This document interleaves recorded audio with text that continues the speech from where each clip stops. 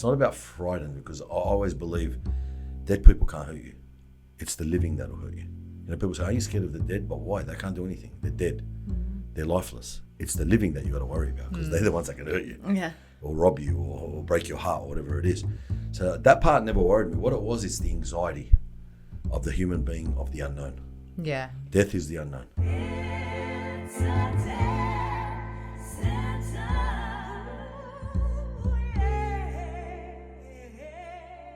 So, welcome to It's a Death Sentence. Oh, welcome. Here we are again. I'm Carrie Smith. And I'm Emma Skip. Hi It's there. wonderful to be back here. And today we're joined by a guest. We have a lovely guest with us. We have Ahmed Hrachie, also known as the Aussie Mammoth, a.k.a. the Muslim Undertaker. Any other names? Do you have we any got other? them all? You know, I tell everyone the slave of God. The slave of God. I'm a slave to my children, I think. That's my Is that one title. of the hashtags that you use? No, I haven't used that one yet, but I might. We'll see what it gets. So it's a fantastic opportunity for us to talk to you and to have you on the show, because you are somewhat of a celebrity in the death world now, aren't you? Look, I don't believe celebrity and death fit an image that works with each other. But unfortunately, we live in a time where death has become not part of the equation, but it will definitely be part of the equation at the right time. So everybody will go through it, you know, or experience some sort of loss of a loved one in their family. So I just believe it's better to know about it. You're right. Part of our mission at It's a Death Sentence is to get people talking about death. Yeah. So I love the name. yeah. That's Carrie's that's my title. name. Yeah. So for anyone who doesn't know who you are, which I find that hard to believe, can you tell us a bit about yourself? Look, I'm obviously originally from a Middle Eastern background. Grandparents came to Australia in the late 40s on the World War II ships. So we're third generation. Grew up in Australia, grew up this Aussie life, played cricket, went to the beaches, did a bit of surfing. But, still kept my culture, still kept our beliefs, our faith, our religion, because it kept us true and real. And obviously it was influenced a lot by our grandparents and our parents. That's what they knew. But, as I progressed, I remember, you probably will ask this question, but, death, from an early age, I used to want to know about it. My mum used to play this anashid, which is you know what an anashid is? No. So the people that are of Middle Eastern or backgrounds would know. An anashid is like a song with lyrics that people sing. It's like a cultural stuff. Okay. It's a cultural thing. It makes them all feel. It's like, different cultures do it, like Maoris and all that. Okay. So there used to be an anashid they used to play in the house by a guy from Lebanon called Jafari. He used to say in Arabic, جاءوا معك وتركوك وفي التراب دفنوك ولو دلوا معك ما نفعوك. So what it said was, they came with you and they left you. And if they had stayed with you, they would not have benefited you. And in the dirt, they put you. And, and it's like about death, isn't it? Yeah. It's about death. Yeah. It's a death one, yeah. And he ended up dying, that guy, young. Who is they in this rhyme? Us, the deceased. Okay, Yeah. right. Yeah. So, okay. it's always, they came. They came with you is the people, the family. Okay, The I'm ones with you. I left. wondered whether it was Yeah. parents or is it just a They family. is like, whoever collective? comes to your funeral, as you Yeah. know and I know. Yeah. Not everyone shows up to your funeral. Absolutely Yeah. not. It depends on what day of the week you die and what time of the year it is. And if there's food there, if you're in the UK. Yeah, then that gets a bit tougher, which I think is all wrong. But anyway, that's Absolutely. another subject. So I used to close my eyes, hold my breath at the age of 14, 15 and listen to those lyrics and pretend I was the one that they came and left and applied those lyrics to myself. But obviously after a minute and a half, you can't hold your breath and you breathe again. yeah, definitely don't yeah, do I used that. to put the blanket over my head. Just that was me growing up, always thinking there's got to be more to this life. Is that the journey? So from that kind of that thinking, growing up like that, is that the journey that took you to becoming a grave digger? Which we've read quite a lot the journey about. was. I think the journey was when I really came close to death was when I got my P plates when I was 17 years old. Means I'm a provisional driver. I could drive on my own now. So I was still in high school, and a job came up to pick up deceased, a mortuary. So it was for the contracting for coroners and for the Muslim community. So I put my hand up. I can drive. They're not going to know if I've got a full license or not. Just don't disclose it. Yeah. And the money was good. I mean, what we were getting in a fortnight from the government for our studies, you're getting it per pickup. Wow. So That's I thought, that's a you know, game changer. but back then the death rate wasn't like now, and you'd know that. There wasn't as much deaths in our community as what there is now. And I took the job on, and my job was after 3 p.m. because after school, and I would be called at any time of the day to go pick up. And you know, one thing about morgues, when you go into a hospital, you go through the front glass doors, the cafe, the flowers, the waterfalls, whatever features the hospitals, making you feel good. But when you die, they put you in the back in the morgue, and the morgue is usually in the worst part of the hospital, or underneath everything, or underneath everything, or with the dumpsters, or you know, out of sight, out of mind. So that's where I would be going to pick up, you know, whether it was around the hospital back, boom gates, down one level, and no one would be in there usually. So, you know, you would open up the old morgue fridges style, wasn't cool rooms back then, the old style doors, you'd open them, pull them out, you'd unzip, you'd just make sure, you know, check the ID band, make sure you got the right guy. Yeah. You've got a Muhammad Ali, not a Dorothy Smith or something, you know. Yeah. So, you know what I mean? So, and that was what I did. And, you know, I was supposed to have an offsider with me, but I would never take one because I didn't want to split the money. I did it for the money. I needed the money. I wanted to always get ahead. I always knew money would give me freedom. Absolutely. To do what I want. Is it the case, like you've just said, sorry to interrupt you, but where you've said, you know, we're going through the front doors, it's, you know, all death, Pretty. particularly in our culture, I think, is you know, don't look, let's not see it. So I know that you're very well travelled, you've been all over. Do you find that is the case almost everywhere? Yeah. That's interesting, isn't it? It's general. It's like it's like everywhere. It's a universal thing for hospitals, and then for death, even cemeteries. You know, there's always a gate of some sort. Yeah. That enters you into the cemetery. You have now entered. Why do you think that is? Is it, you know, you said out of sight, out of mind. That's like, it's quite an obvious thing, isn't it? But is it because we think people are frightened, or that we should hide it? It's in not some way? It's not about frightened, because I always believe dead people can't hurt you. It's the living that'll hurt you. You know, people say, "Are you scared of the dead?" But why? They can't do anything. They're dead. They're lifeless. It's the living that you got to worry about, because they're the ones that can hurt you, or rob you, or break your heart, or whatever it is. So that part never worried me. What it was, it's the anxiety of the human being, of the unknown. Yeah. Death is the unknown. And I've always said that the worst thing a human being hates is to go from what he has built to what he has destroyed. And in this phrase here, we talk about religion, meaning you build this comfortable world, car and home and family, and you know, everything is nice and rosy, right? As I say, hunky dory. But then when death comes, it comes sudden. And you know all the stories. Being the coroner, we know the stories. The guy leaves for the day, he never comes back home, right? Death can come at any moment, uncalled, doesn't ask for permission, doesn't discriminate. When that news happens, death destroys pleasure. Death is the destroyer of pleasure. So you will then move from the temporary world of this world, because you're here for 60, 70, 80 years, whatever it is, maybe 20 of them are a quality of life, and the rest is learning and then agonizing pain of getting old and all the rest that comes. Heartache, Working. finance. Working, yeah. Yeah. And Stress. then, so we leave this lovable world, but where are we going? What have we put forward for the next world? There has to be something after this. There has to be. I don't believe that the good and the bad are equal in the next world. Here they may cheat at the system, or they may be corrupted, but there's no corruption in God's land. There's no corruption in the hereafter, because God is the judge then. There's no humanity sense of emotions. So if you were to explain this to somebody, what do you think happens then after we die? What is the afterlife? What does it look like? Okay, I believe it looks like the way you live is the way you die. Okay. And the way you die is the way you'll be resurrected on the day of resurrection. Meaning, if you lived a life of obedience and goodness and that, then you will die usually in that way. And you'll be resurrected in a way that resembles that lifestyle with the good people. But if you live the life of gangster and whatever life you see these days of, you know, oppressing people or hurting people, then this is the way you'll be resurrected, in a form that is not pleasant.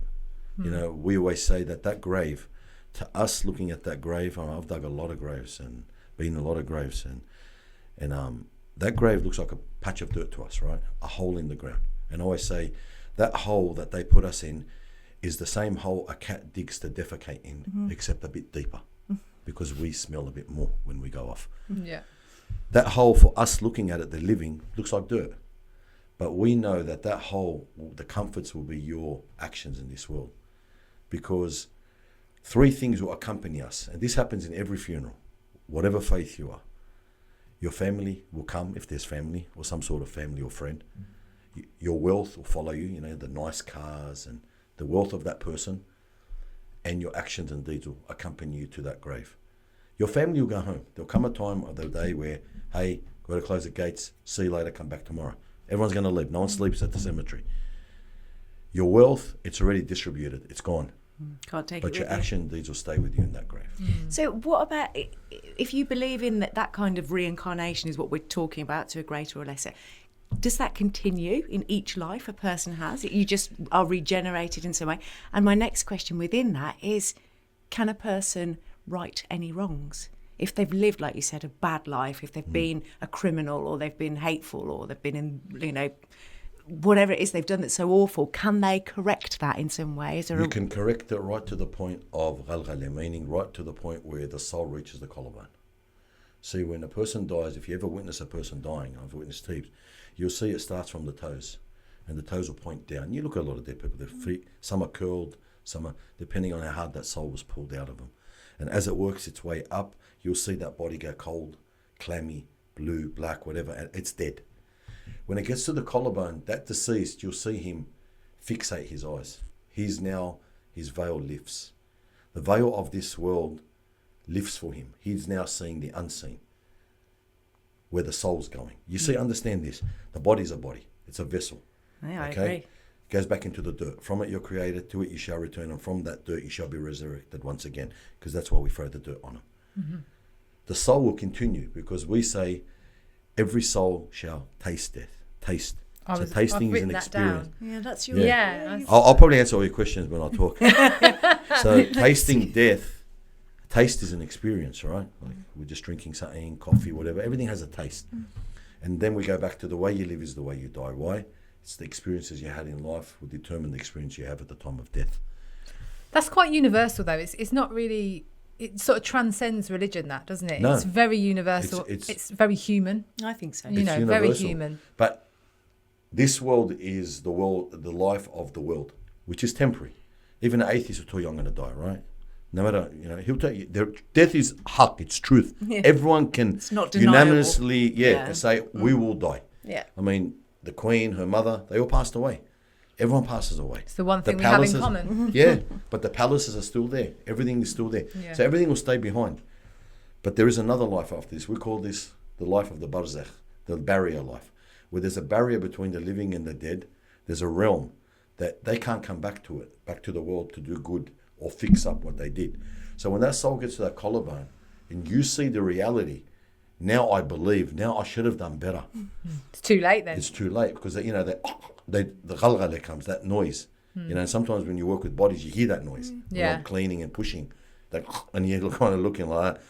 But that next life, you will be with the ones you love. Who you loved in this world, you'll be. And this, sleep. We call sleep the minor death, because when you sleep, your soul leaves your body. You don't have control of your soul when you sleep. You could go to the other side of the world. You could be feeling pain, anxiety. All sorts of stuff happens when you sleep because you dream. So your soul's not in your control. But we know that in the Holy Book, in the Quran, and just like the Bible and that God says, for you I return the soul, meaning you wake up in the morning. And for others I hold the soul back, meaning you will pass away. How many people pass away in their sleep? I mean, if they get a nice death, if they're lucky. Yeah. They go to sleep and they never wake up. Yeah. Yet they had dreams and goals and ambitions, because every single person at that cemetery had unfinished business the next day. Absolutely. And nobody has over-planned death. No one over-plans death. It's the most under-planned thing out.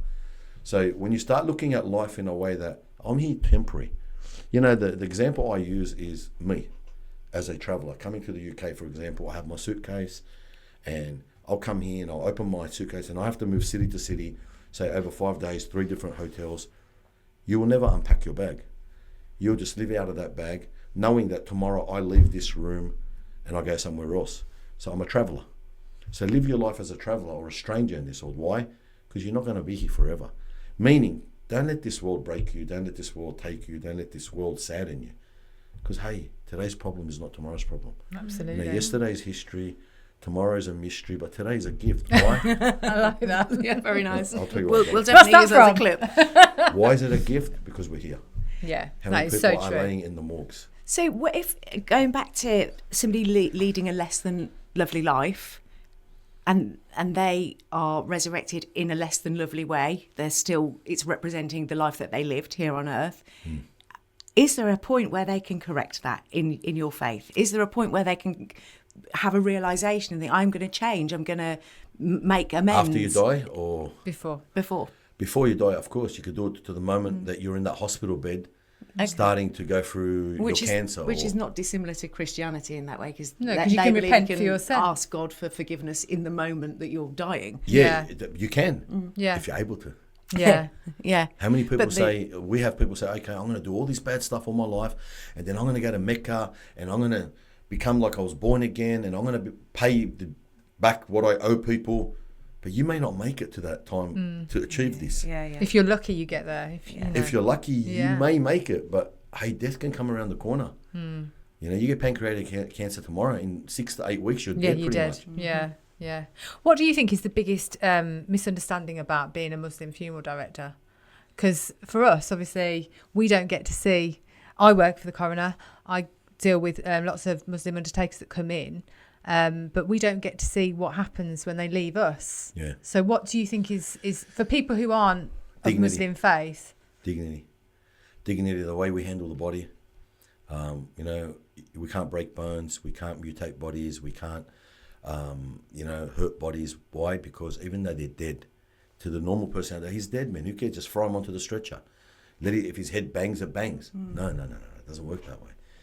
We treat them with dignity by washing them. You know, you wash between their fingers. You give them wash, probably they never wash themselves like. You clean them, you know, you pump that stomach out so everything is clean. And then you wrap them in white shroud.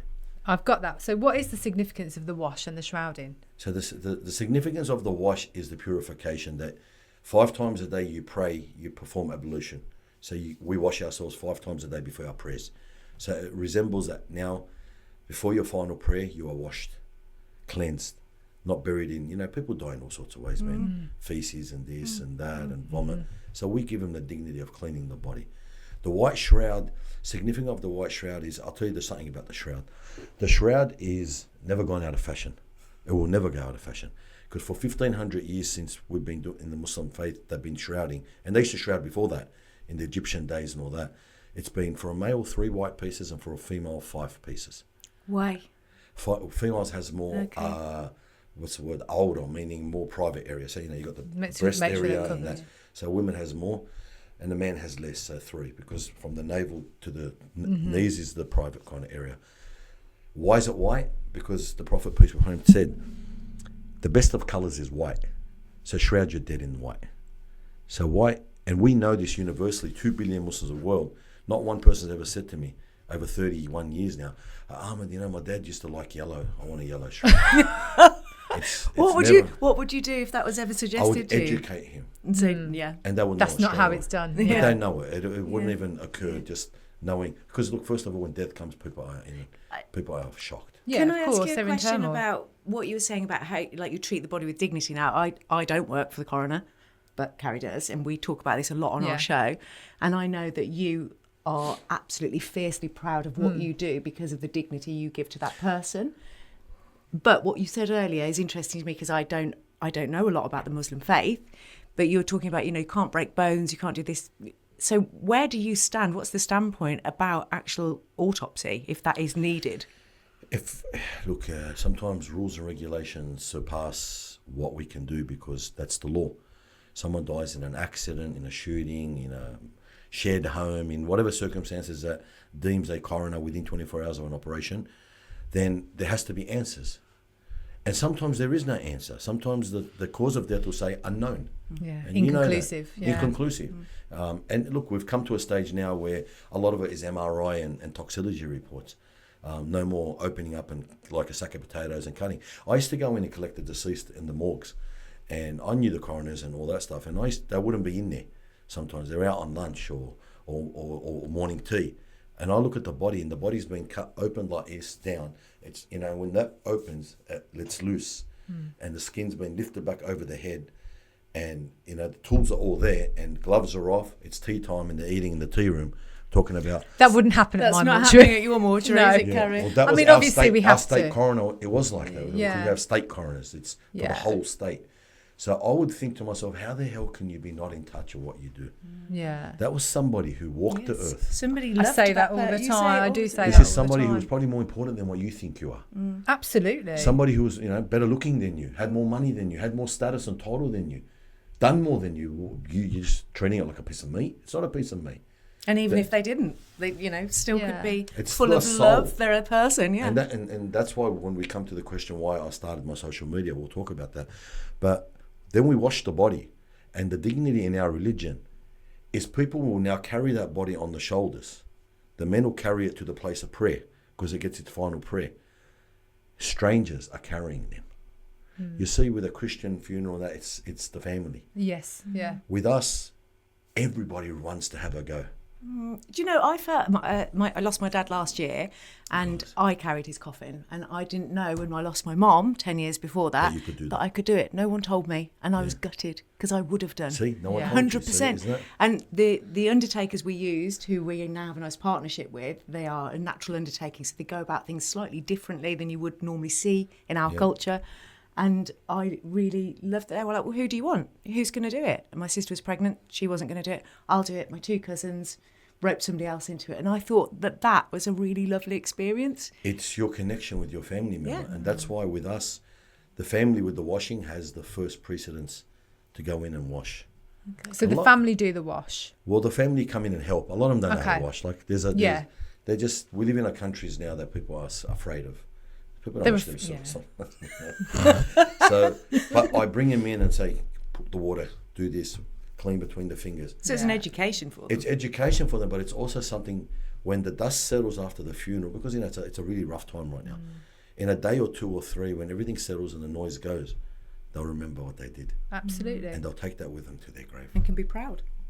And so men and women, they have different roles in death, I'm assuming. Yeah. So what are the men's roles in comparison to the women's roles? Okay, so the women wash women and the men wash men. Okay. Okay, we don't wash women. Even if it's my mother, I'm still not allowed to wash her. Out of It's a- respect.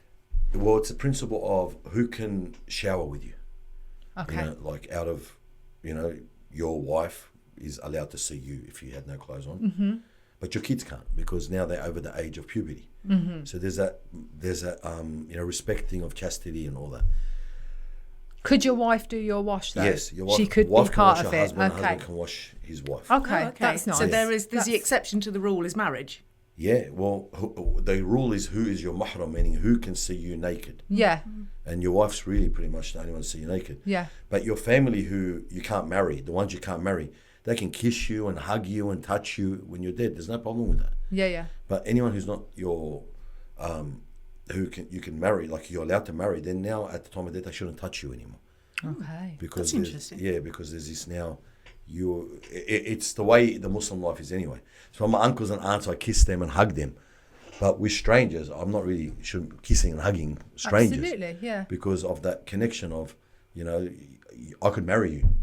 There would be that faction now But does of that emotions. change when you know somebody for a prolonged period? You know, it's... Do they become like a family friend because you've known them since you were a child, It for doesn't- example? It still doesn't matter. Really, because that's there's interesting. an age where we separate the sisters and brothers' bedrooms, for example. If they were sleeping in the same bed together, there's an age, I think it's 7, Yeah. where we separate them. Now they have to have their own rooms. Yeah. For the fact that, you know, And they're getting older. And they're that's getting all. older. Start and- of that Different journey. requirements. and it's that thing of, you know, we need to now talk truth.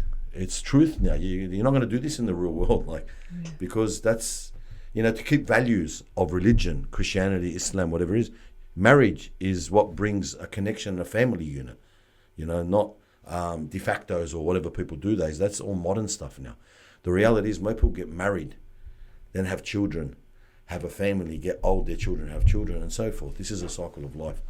So you try to preserve the religion in that sense of still keeping some sort of respect and ethics and morals. In When life. it comes to the burial, though, do the men do all the heavy The men lifting carry, only the men carry. sort of thing? The women are not allowed to follow the coffin Why not? Okay. because they're weak. They always drop. The women aren't allowed to go to the cemetery. They can go, but they can't follow the funeral procession. What they do is they stay a bit back a bit, and in their own groups. And what happens? The men will do the burying because we bury straight into the ground. Yes. We don't use coffins. So there's heavy lifting. We lift up the body. We put them into the grave on their right side, facing Mecca. We undo the ties because the body will expand. All this dignity stuff. Then we backfill. Now the men will move back, do condolences to each other.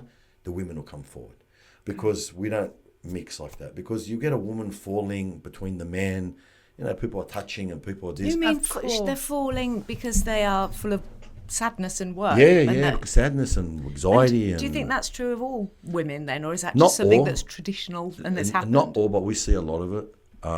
Plus, in our culture, we don't mix. Like you'll see the prayers. The women have their prayer area in the mosque, and the men have their prayer area.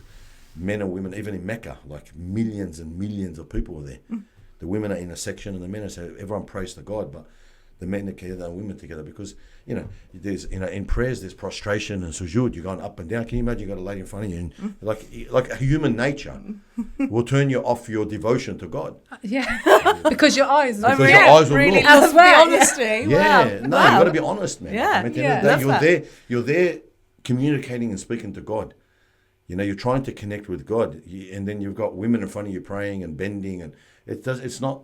It's supposed to be Not a devoted conducive time. to concentrating. Yeah, well, That's look, really it's nice humans, to man. hear that, though, It's because very obviously we interesting. don't get to ask those sorts No, of we questions. don't. We So don't. And we Yeah. wondered how well you would receive questions like that as well, because we try and always No, never be it's Yeah, we don't want to offensive. be yeah, It's But good it's for very- people to know why. And it's interesting Absolutely. for our listeners as well, because we have a predominantly our listeners probably aren't Muslim, and this is That's why an the men education. pray in front and the women Right? pray behind. It's not that we are better.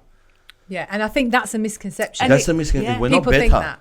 It's nothing to do It's with actually better. to do with There's much more distraction. religious and righteous women out there than men who are more connected to God than men will ever be.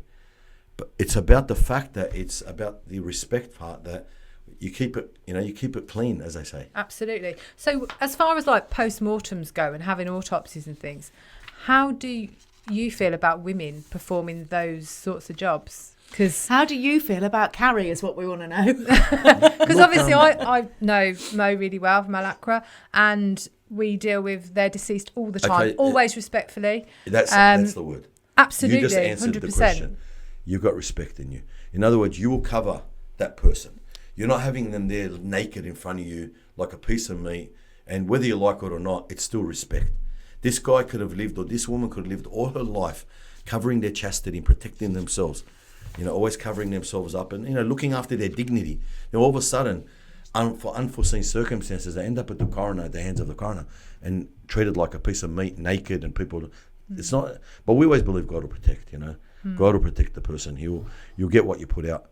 So He'll send someone like you, maybe to ease it. I mean, we always try to be as respectful as we can be, because it is a very personal procedure, isn't it? Doing an autopsy, Yeah. and you're literally delving inside somebody's body, aren't you? And it's very, very personal. And we always try and be like kind and caring and respectful of if they're male or if they're female. But that's not always possible. So sometimes, as a woman, I will do a male PM because that's because I'm trained to do it. But I'll always do it in a respectful way. But it's like embalming. So I used to do the embalming. I did the embalming course a long, long time ago, before we realised that we shouldn't be sending them overseas because it's not dignity again. So, with embalming, there's evasion, there's cutting body, there's pumping and this and that. And you could have a man, a woman, a child, a teenage girl, whatever. So it's very uncomfortable. It's very uncomfortable because even though they're dead as a human, but I never looked at it that way. I always saw it as this person. Because I meet the families, I see the bigger picture. I'm not just seeing a body. I'm seeing that body connected to everybody who's waiting at home for the phone call, for the funeral who's coming, for all the loved ones, the friends. It's a family. And I connect with that family and I become part of that family. And they're all looking to you for Yeah. answers, aren't they? And you know, what's the Wonder one? that does happen in your role, doesn't it? You will occasionally get a family member come Yeah. to the mortuary. Yeah, we do. You Thank know, you. and that Yeah. can be quite distressing Yeah. for you because you're actually, it's not always part of your job role, is it? No, it's not part of my job role directly because I do the more physical side of the job. The but- counsellors, we have counsellors in the coroner's. Yeah, yeah, they've got Social officers with workers, us, yeah. so yeah, they would deal with Social the family. workers will ease them through the process, but I think I've done so much education back home with the way the coroner works, and we've got now a lot of Muslim people working in the coroners, which helps because our bodies don't stay more than 48 hours in a coroner. No, I usually get them out in 24 hours. The worst of 48 hours is someone who's been like shot, gangster, made the news, big. if it's a criminal Yeah. case yeah, or whatever. and the police want to do their ballistics, you know, but we get them out quick. Yeah. And really quick. And why? Because the quicker you can bury that body, the quicker people can be arrested. The family can be put at ease. Because, you know, when the body goes into the ground, the anxiety of that family, of that body looming, when's the funeral, when's the funeral, when's the funeral? Is Let's put there the a rest. specific time frame that was you gonna like say to yeah, that you like to ideally work towards? Not you personally, but as a faith, As quick as possible. as just as quick as possible. So Whatever God's willing gives us ability to do. yeah. I've had people die at 9 a.m. buried at 11:30. Wow, Wow. Yeah, because our system is the doctor or his GP will write out the paper. write it up. Yeah, And these days it's just an email, Yeah. and then we take over. And what are your thoughts on how we do it here? Because actually, particularly post-COVID, the process is Slow. so long. It's very expensive for the Yeah. family paying for You're that. answering all your questions. Oh, yeah. I mean, it's like phenomenally expensive. And then, you know, you with my dad, I was like, it's like a month later. It was over a month later. Agonising. It was agonising. It was awful. It's a Yes, time you've got limit, time yeah. to plan things, but the bureaucracy around planning a funeral here is so long-winded, It's a you know. business. And it is, I It's think. become a business. it For is. us, it's not a business. We're all volunteers pretty much. Okay. You know, our funerals cost nothing. $500. Then you Yeah, just I pay mean- for the land where you want to Yeah. be buried. For I the mean, wash could you and the imagine a transport. funeral costing that in this country? absolutely I think not. Your there's a- coffins, isn't I've there seen a- coffins $20,000, $30,000, There's even $40,000. like a minimum, isn't there? Even if you're having like a state funeral, pauper's funeral, it's still going to cost the state around £5,000. And some of the direct, like, you know, direct cremations, I know that you guys use burial, but like they literally throw you in the clothes you died in. Yeah. Like not even washed. No. Really? Just if you're in an awkward position, Really? bang you in the, like, literally Yeah, just put you yeah. in like that. Oh, my and, word, And that really? for me is like It's no dignity, horrible. innit? Like That's really, not nice. really No. That's suffering disrespectful. twice. But the dignity of burying quickly is to put the deceased at rest. Because you see, once you die, in that hospital bed upstairs in the ward, you were called Mr. Ali or Dr. Ali, what your profession was or whatever you were. You know, or you're a general in the army or you're what a police, you had some status. Once you pass away, now you're the body. They'll call you the body. You don't say bring Mr. Ali or Miss, you say bring the body. That's the term we all use. Bring the body, take the body. Now you become the body. So automatically your status has been stripped. Doesn't matter who you were on this earth. Yeah. Your status is stripped. You have no titles. You have no. Where's your pride? It's all gone now. Isn't that really It's shocking it's and true? My dad used to say all the time about like money and possessions. You can't take it with you. No. Yeah. You So can't the take it oldies with you. say that a lot. My Can't take it with you. mum, she's Irish. She says there's no pockets in a shroud. Yeah, so There's no pockets in the shroud. can't take it There's with no you, designer labels in the shroud. But isn't it interesting? It's the fundamental thing that we all know is going to happen to us, and yet we do not live like that every day. The majority of people don't. Because a human forgets. We're indoctrinated into living a life that is flashy and luxurious or whatever, and actually, if we were reminded of this more often, people might be just a little bit kinder. We have a quote in our religion saying, "Akthiru dhikr hadim ladat," meaning remember a lot that destroy our pleasure. We're told to do this in our religion. Why? Because it humbles you. But remembering death a lot by visiting the cemetery, it humbles that person. First of all, there's virtues to visiting the cemetery. People say, how can you visit a cemetery? How can there be something good about that? It's fascinating. First of all, when you go to the cemetery, if you're sad and oppressed in this world, the cemetery will make you go, you know what, it's not so bad. I'm still alive. These people aren't. The second thing is it gives mercy and forgiveness by praying for the dead. You're praying generally for everyone. God forgive them. God have mercy on them. You know, they beat us. We're the ones to follow them because we're all following them, right? They just went forward. And the third thing is it hastens you to repent. So if you're doing something wrong, when you go to the cemetery, you go, you know what, man, I'm going to come a day, I'll be here. I better pull up. Let me go pay that little bit, that debt I owe that person that I've got it, but I don't want to pay it yet. But now I'm going to pay it. so that it brings you quicker to doing good deeds. So it's a reminder. It's a very interesting philosophy. It's like memento mori, isn't it? You know, people they used to wear Yeah. skulls to remind them of death. Yeah. To remind them that And we life do is so see it, precious. We do see it across different cultures, don't we? These mementos or whatever. But I'm wondering whether our culture is just not doing that very well. I've had so many Really? like, Is yeah, it? I've had so many like influential people come to funerals of Muslims and say, wow, this is dignified, man. And they'd say the same thing you said. My father died 6 weeks ago, and Ahmed, it was the worst time of our life. For 2 weeks, we're deciding what suit to put him in and how do you want the food and what's the catering. We don't have any of that. We don't care. We When don't- you're in grief, Yeah, you because- don't care. And also, you're concentrating on what really actually matters, because all the other stuff is For fluff. you, it's the outside. Yeah. For us, it's the inside. Why? Because we look at that money you're wasting could be given to orphans and the living that need it, that will benefit, that will pray for that deceased. Because right now, the only thing that can benefit him is for people to pray for him. His buildings he's built, his properties mean nothing. Yeah. They don't do any goodness for him anymore. But when you help people when you die, it's one of the ongoing charities that will continue for him. Do you see what I mean? Yeah. Yeah. So Absolutely. there's a lot of stuff that I think between the two religions are similar, but also a lot of it now has become business and economic, Absolutely. commerce. Yeah, well, it's a huge industry, isn't it? Huge. It's huge, and it's and And unfortunately, I think man, maybe it appeases people, perhaps in a way as well. If they don't have a faith, if they're not religious, you know, what's the best thing I can do for the person I love? Well, I'll buy them the most expensive coffin. Yeah. I'll do this. I'll have this beautiful Relieves the guilt. hotel, and it's actually just rubbish. It's or, fluff. It's not or it's real. justifying. If Yeah, he was a rich and- man, oh look, we used the money for him, Oh yeah, but and the it's- rest now we're going to inherit. It's Yeah. it's actually asking other people to go, look at me, look at what I've done for this person. Look at what I've done. Aren't I great? I've Yeah. made this. And it's not about them anymore, It's is it? very- You know, in difficult. Islam, a funeral, the condolences, you know who brings the food or the proper way? Is the people who are supposed to bring food to the family that's grieving. Not the family grieving put food for the people. They're supposed to help the grieving family now because they're grieving. Well, I think For that 3 probably days. was the way in our culture was the many way, years ago. yeah. It just is not now. And I wonder whether, again, what we're talking about here is greed, aren't we? Talking about Become businesses. monetizing. Yeah, we're Everything monetizing. People that do whole businesses situation. now with tents and this and that for condolences or for wakes or for whatever it is. And I think to myself, what a joke.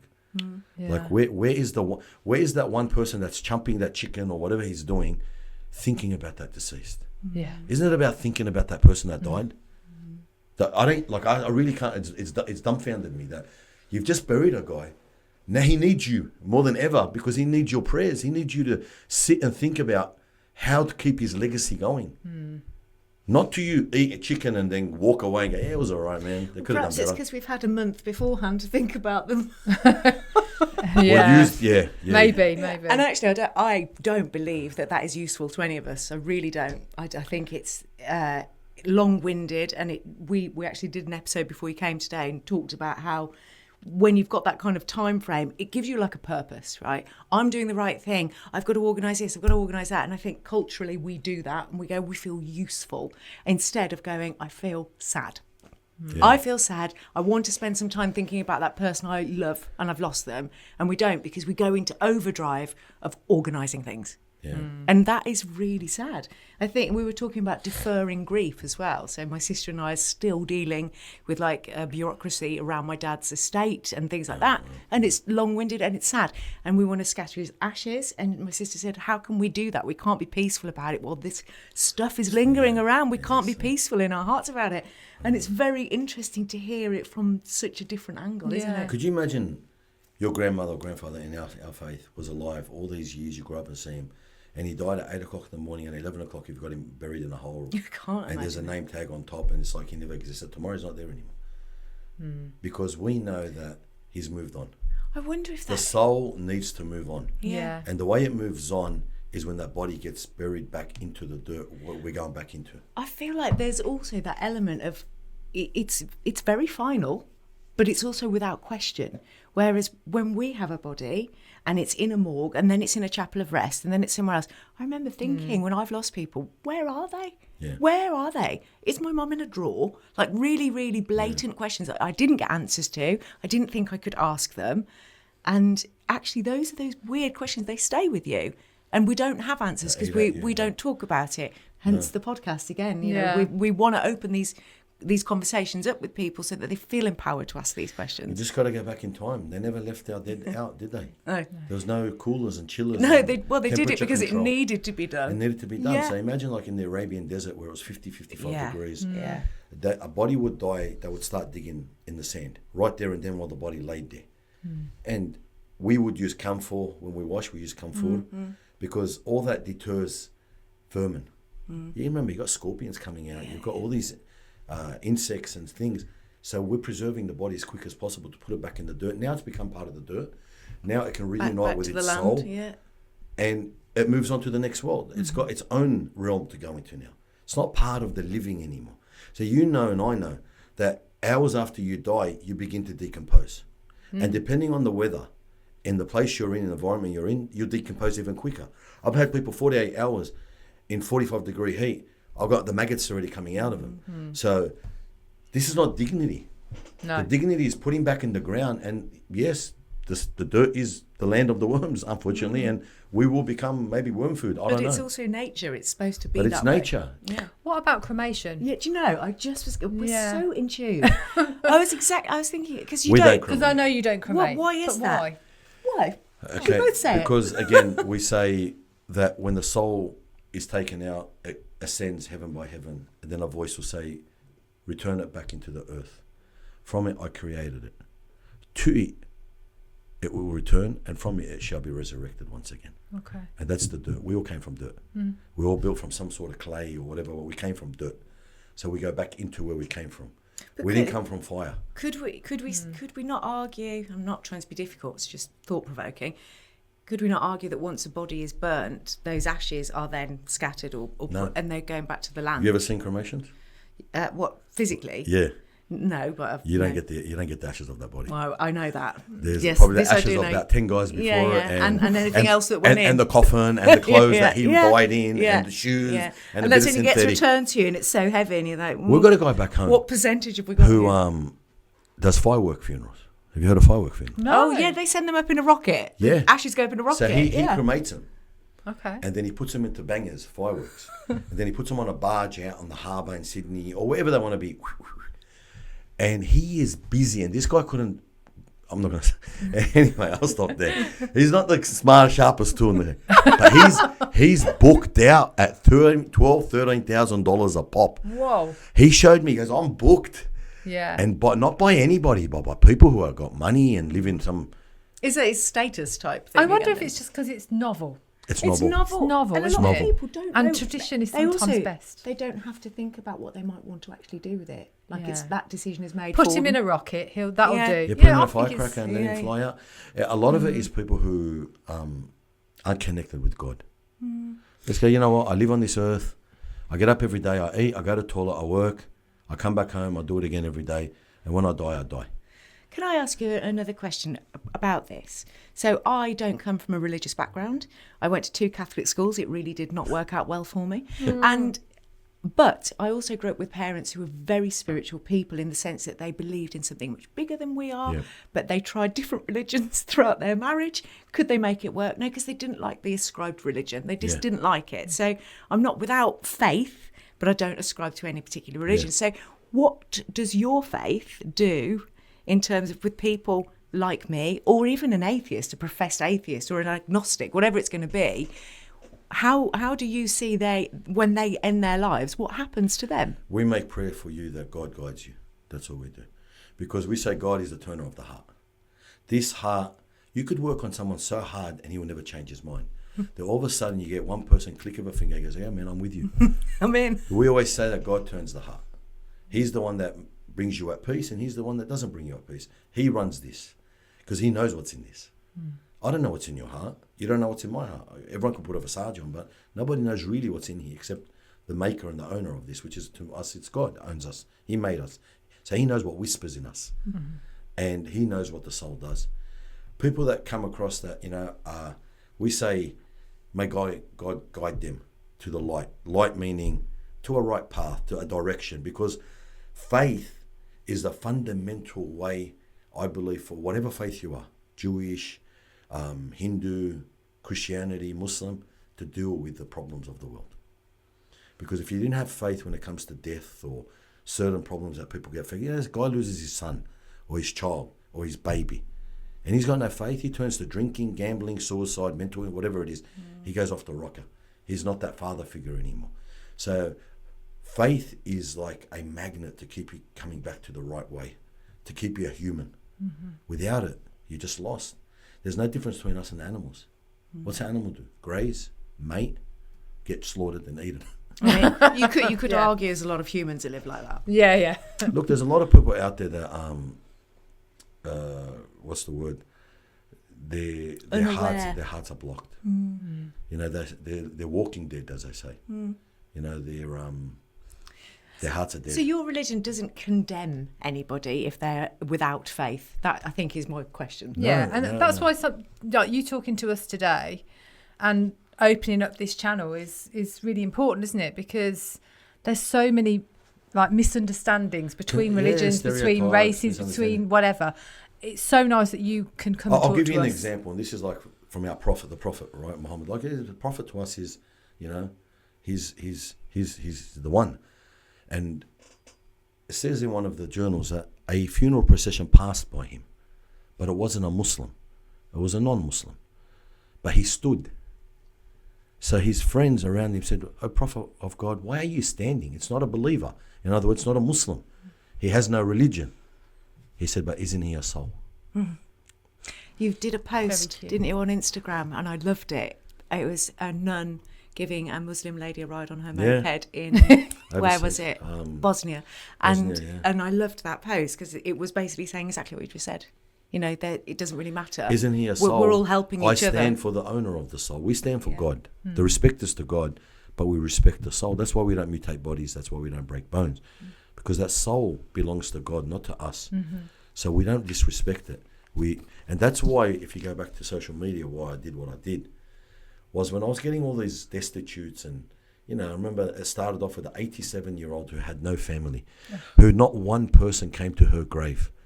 And I'm at the cemetery, and this was New Year's Eve, the day of New Year's Eve, so the next day will be New Year's Day. So everyone's too busy cooking foods and making, you know, for the fireworks and the show. And it's summer for us. Our summer heat is in that time of the year for us. And I get to the cemetery, and I make some phone calls, or I put up on the group, anyone around the cemetery to help me lower this lady. And they all come. People run. Like I had 50 people show up in like 10 minutes. Wow. But I said to them, I can't believe 87 years on this earth, not one person on her last day.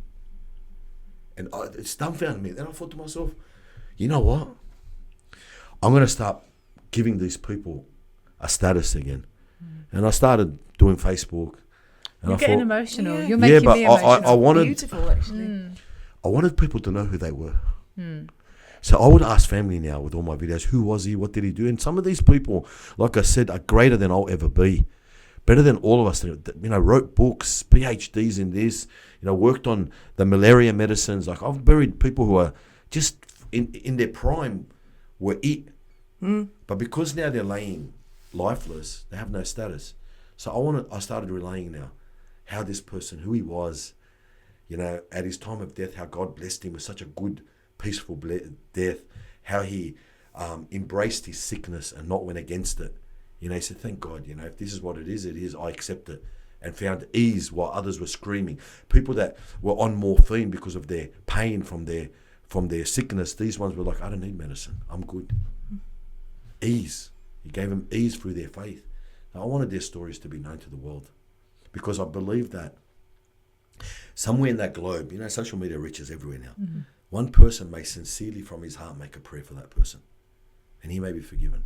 And you do touch lots of people. Lots of people follow you. Oh my word, don't they? I was quite surprised when I looked at your socials. Oh, everybody, you know, and there's not one negative comment on your posts. In fact, I was looking at your engagement is lovely. It's really nice. People are coming to you with really beautiful sentiment, like really heartfelt sentiment. Beautiful, but you know, I try to keep it real too. You know, I'll put some funny stuff up, training stuff. Well, this is our next thing. We must talk about that. You know, yesterday, a couple of days ago, I was at the cemetery and we went and I don't know what cemetery it was, but I put the video up where the Jewish side was right here and the Muslim side was here. Between us was a pathway of about 3 meters. And here you got a Bernstein and here you got a Muhammad.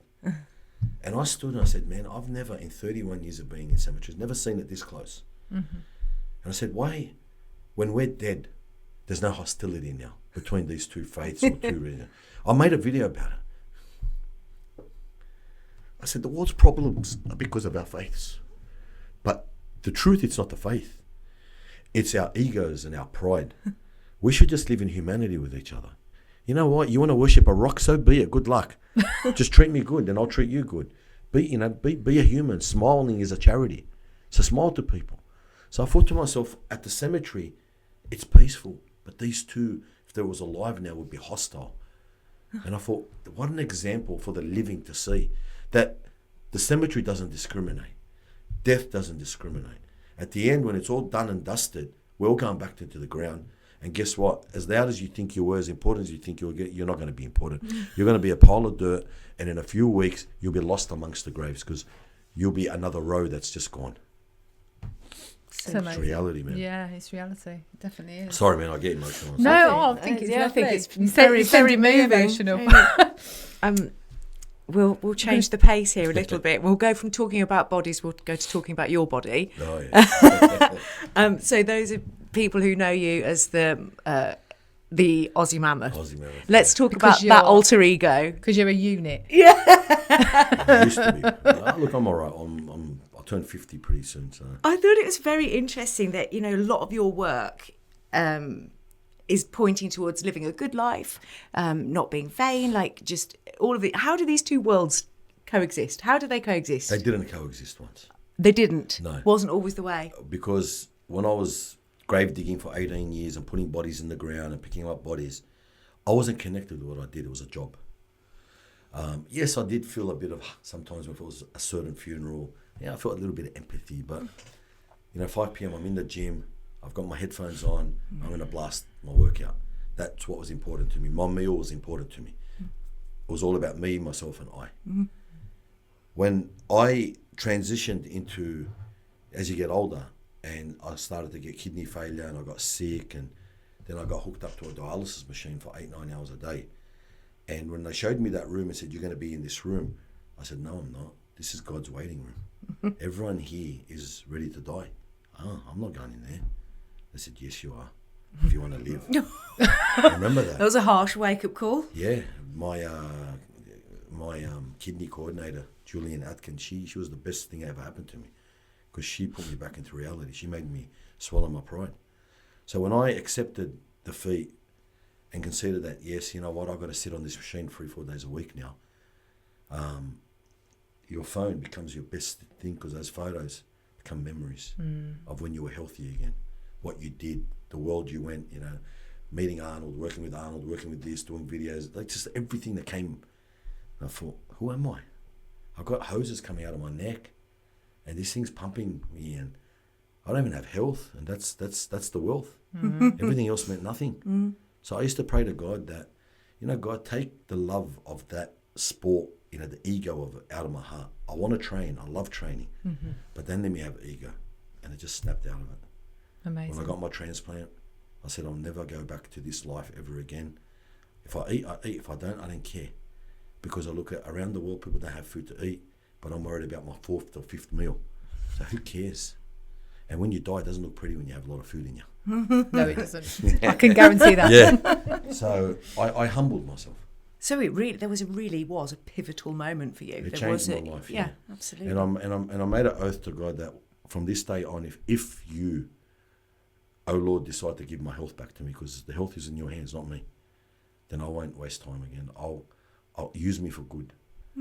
Use me as a key for goodness, and look where we are today. And that is what you're doing. And you're on your UK tour, so you've got a few more dates still? Yeah, I've got another week to go. Yeah, and you're going up north, isn't it, next? Oh, man, well, You're going where they tell you. Real small place It's compared small to place, Australia. but it's just so many things here. Yeah. Australia's like 5.5 hours by plane from one side to the other. Yeah. You're still in Australia. Yeah. 5.5 hours here, or another extra hour or two, you're in Canada. Yeah. Yeah, it does. There's a lot going on for you, isn't it? I know they're trying to get you here, there, and everywhere, spreading the word. Look, I love it. I mean, you probably would have felt the vibe outside. I was like, but once I get into what I love doing, I love doing this. I get a high from it. I hate sitting doing dormant stuff. Yeah. Because I'm a person that all day is so active with the community, with people, with my son's doing this, bring him to the funeral parlour. My son's just started taking drugs. He's 17, Ahmed, please. Bring him to the funeral Wake parlour. up call, yeah. My funeral parlour Could be like, is an educational room, a rehab room, a washing room. Why? Because everyone comes and sees reality. Death is the biggest wake up. I don't know what to say about work experience for like our young people at school age when they come to do work experience at like 14, 15, 16, whatever it is, it ought to be like absolutely compulsory. Coroner and also like a nursing home, palliative care. Serve the old. Yeah, because I think a lot of our young people have no idea what it looks like. It's all hidden. Even as people get older, especially in this country, shut them away. We're not seeing the demise of the body. No. We're not seeing it. So our young people don't know what ill health looks like unless they're in a hospital at the end of their life. It's amazing because I tell some of the young people, like, when your dad asks you for help now, when he's older, just stop for a moment and think there was once he never asked you for help. He could do it on his own. But today he asked you for help. He's slowly going. Yeah. Meaning, yes, you start weak and feeble, and he's the one holding you and everything. And you're following him, and then all of a sudden you get strong and become the man who you are. He gets old and withers away and relies on you, and then you will go there if you get the full cycle of life. So this world is just a cycle. So don't sit there and think, that you are the most, you, yourself, and I kind of thing. That's what we have. We have too much selfishness in our community. The age we live in now, it's all about selfishness. You go to a dinner, you see a whole family eating, but everyone's on their phone. Mm-hmm. No one's engaging in family and life. I know when my father was the hardest funeral I ever did. I've done 10,000 people I've buried plus, but my father was the hardest. Washing the man who washed me when I was a baby. Yeah. Even filling up his paperwork, like I knew everything off by heart because it was my dad. And then signing his death certificate, and I go, he signed my birth certificate when I was born.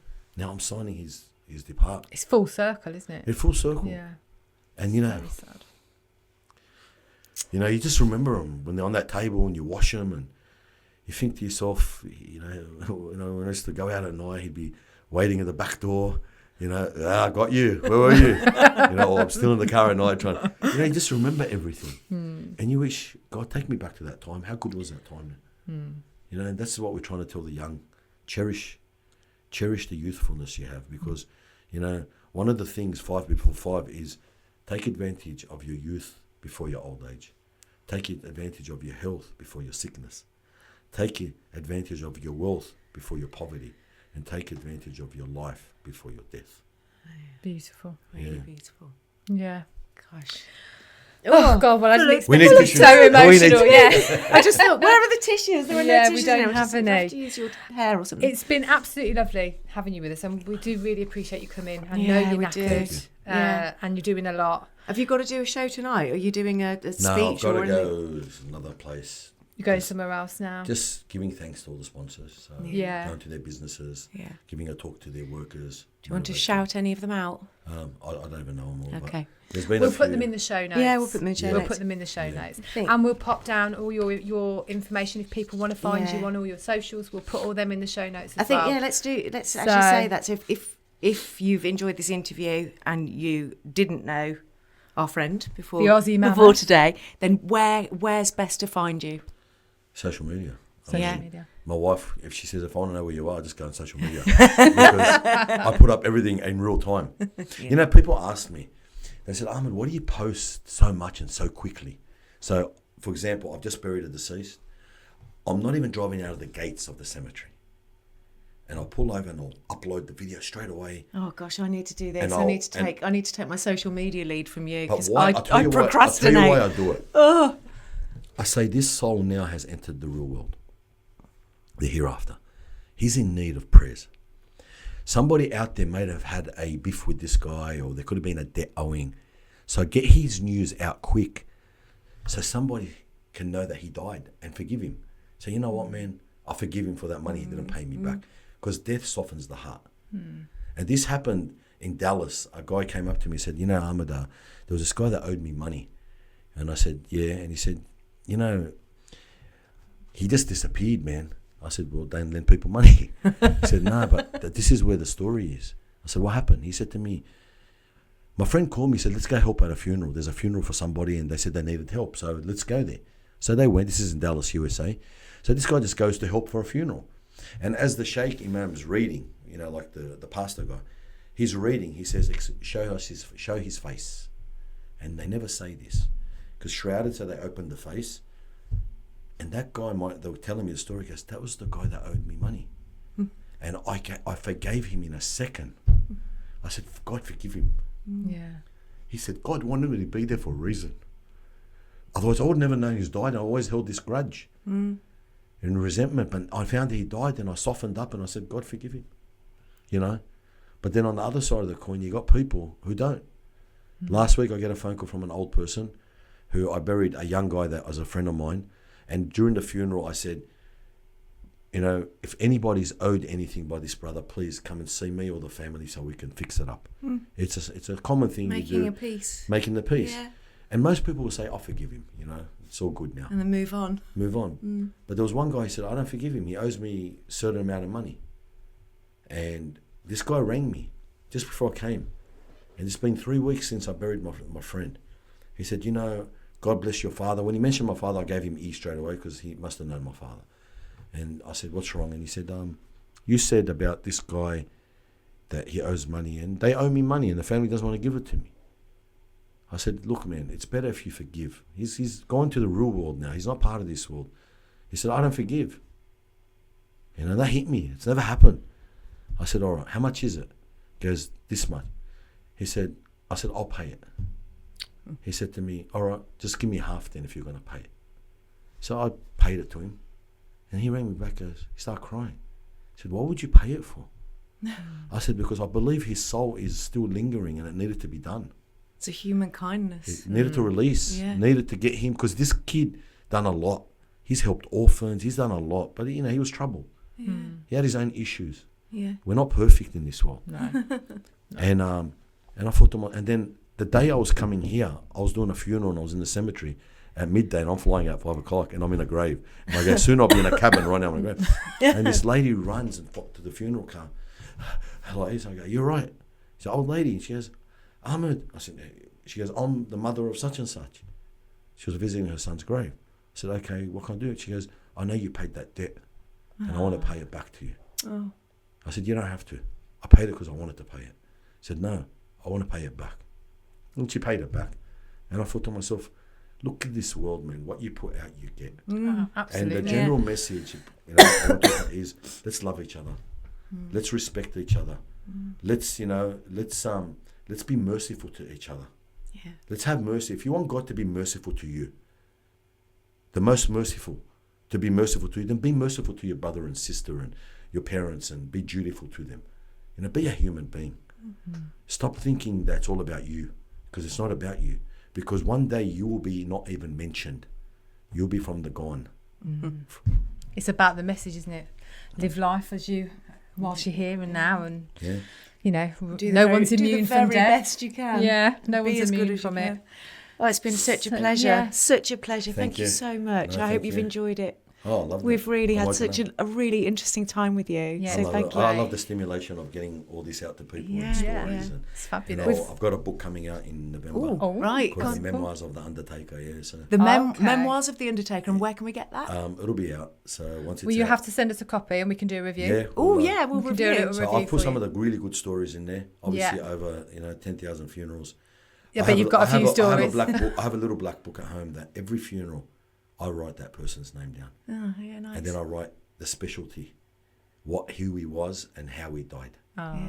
And some of them stand out, man. Yeah, of course. absolutely. I could Yeah. tell you What an stories amazing like record to have kept. That's brilliant. I just love remembering Yeah. the people again, Yeah, like yeah. you know, because And that shows respect, you know, Yeah. for what you're doing, definitely. You can So find we'll- us on It's a Death Sentence, Instagram, TikTok, Facebook, YouTube, Patreon. something else. LinkedIn. You'll find it. And we are at It's a Death Sentence Podcast. All the information will be in the show notes, and everything about the Aussie Mammoth, aka the Muslim Undertaker, will all be there as well, Soon and it'll be your book. AKA, he's been undertaken. Undertaker's gone undertaken. That'll be the one. Thank you so for having much. me. As always, we are dying to talk to you.